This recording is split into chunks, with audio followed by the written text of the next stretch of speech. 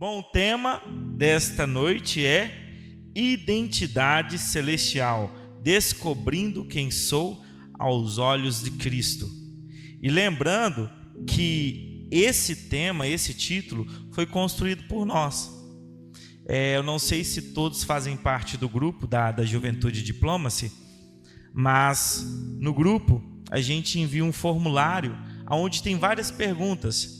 Por exemplo, quais são as 5 músicas que você gostaria de ouvir no louvor? Quais são os 5 temas que você gostaria que fosse pregado? Quais são as suas maiores dificuldades como jovem, adolescente no seu lar, no seu trabalho, na sua escola? Justamente para a gente entender o contexto que cada jovem e adolescente vive e criar mensagens e estudos baseados naquilo que vai fazer sentido para eles. Porque em vão eu vim falar de Shakespeare, se o pessoal precisa ouvir de ciência.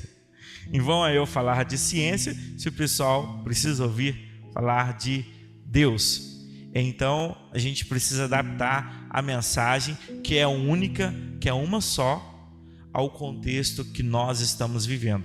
Então por isso que a gente construiu essa pequena anamnese, né? Essa lista de perguntas, justamente para a gente extrair do jovem, do adolescente, aquilo que ele está vivendo e construir mensagens em cima disso. E essa mensagem, inclusive, foi votada, né? A gente já tem as 12 mensagens do ano, a gente cria lá uma enquete, fala qual mensagem que vocês querem ouvir sábado agora. Aí o pessoal votou, né? Foi contra gosto, porque eu votei uma outra, mas caiu essa.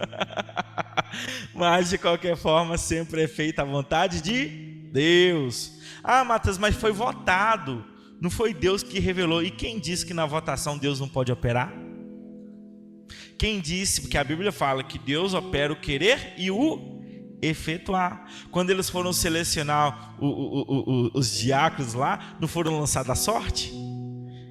Então é Deus que opera tudo em todos. Hoje eu separei um estudo bem interessante para a gente entender um pouco sobre o que é uma identidade celestial, o que é uma identidade verdadeira, o que é uma identidade falsa, e entendermos isso dentro das Escrituras, amém? Abram a Bíblia em Lucas 24. Quem não tiver Bíblia aí, senta do lado de um colega que tem. Lucas capítulo 24.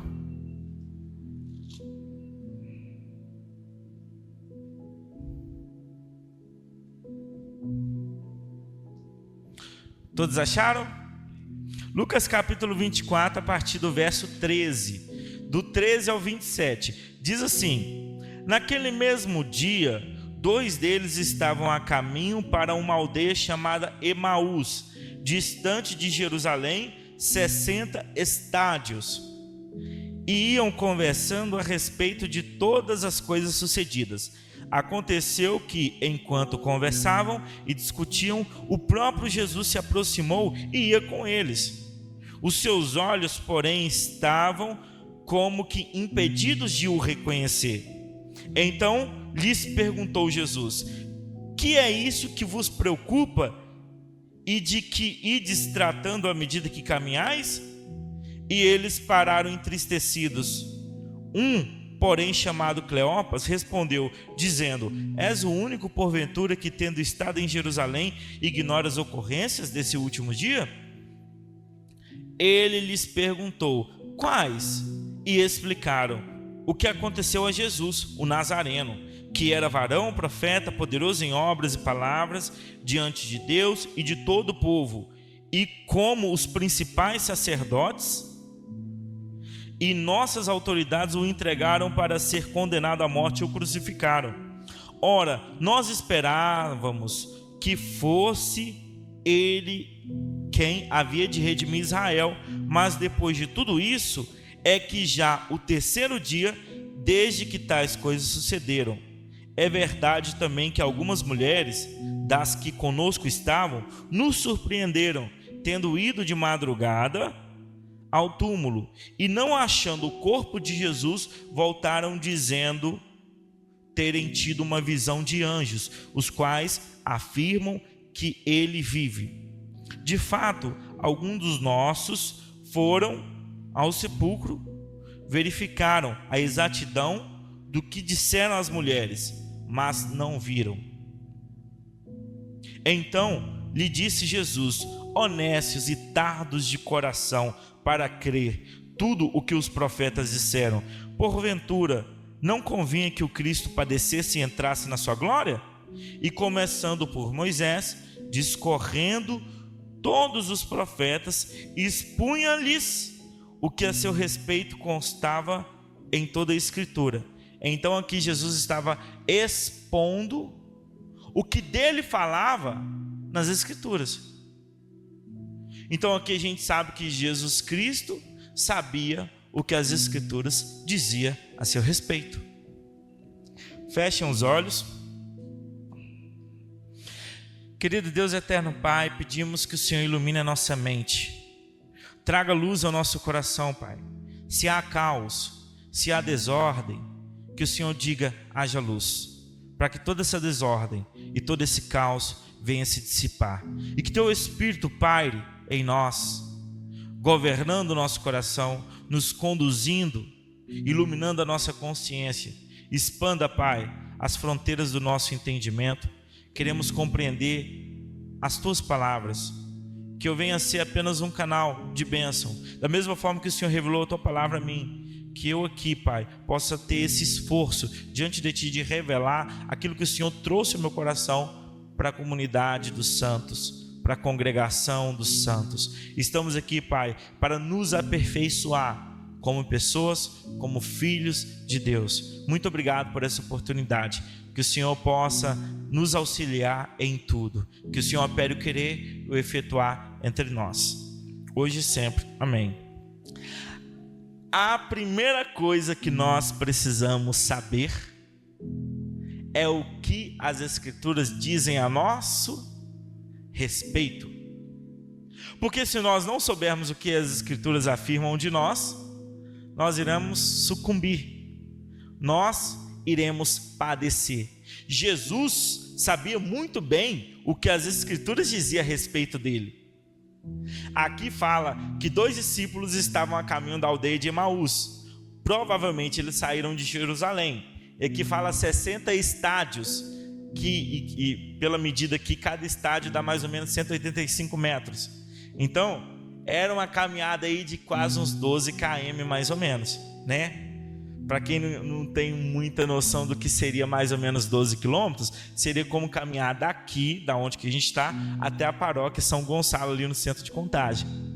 Então era uma caminhada aí de 3 horas mais ou menos, de carro daria uns 20 minutos, vamos colocar assim. Então a gente vê aqui que eles estavam saindo de Jerusalém após a morte de Jesus e caminhando até a aldeia de Emaús. E ali eles estavam entristecidos por tudo que havia acontecido. E Jesus se aproximou deles. Jesus se aproximando, eles foram meio que impedidos de reconhecer Jesus. Aí a gente não sabe se o que o impedia eles de reconhecer era a incredulidade, era a tristeza, tudo que havia acontecido, ou se era uma ação sobrenatural de Deus sobre eles, para eles não reconhecer no dado momento. Mas ali eles não conseguiam reconhecer que era Jesus que estava com eles. Então Jesus se aproximou como um peregrino, e eles caminhando e conversando. E Jesus falou: o que tem acontecido? E eles começaram: nossa, será que você é o único em Jerusalém que não sabe? E começou a expor todo o trajeto, a via dolorosa, o que aconteceu com Jesus, que ele era prometido e que ele morreu, e que eles estavam entristecidos.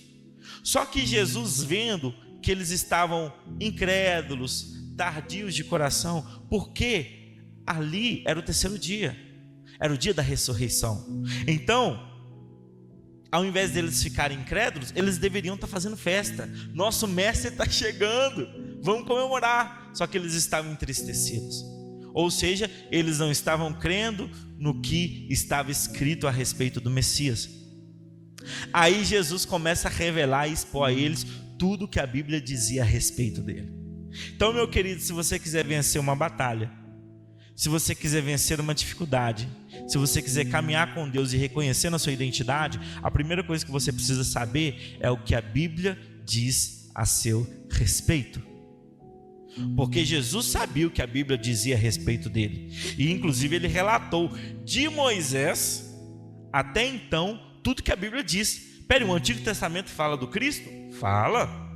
A Bíblia fala que o sangue de Cristo é conhecido antes mesmo da criação do mundo. Ou seja, antes de Deus falar haja luz, ele disse haja cruz. Porque a criação só pode ser fundamentada com base no sacrifício de Cristo. É uma graça divina, é uma disposição de Deus criar o mundo, mesmo sabendo que o homem ia pecar, e antes mesmo do homem pecar, o cordeiro já tinha sido imolado. O cordeiro já tinha sido posto na eternidade. Ele foi se manifestar no tempo, na história, há 2025 anos atrás, mais ou menos, né? Mas antes mesmo da criação do universo, o cordeiro já tinha sido imolado. Então a gente vê que é bem mais misterioso do que a gente entende.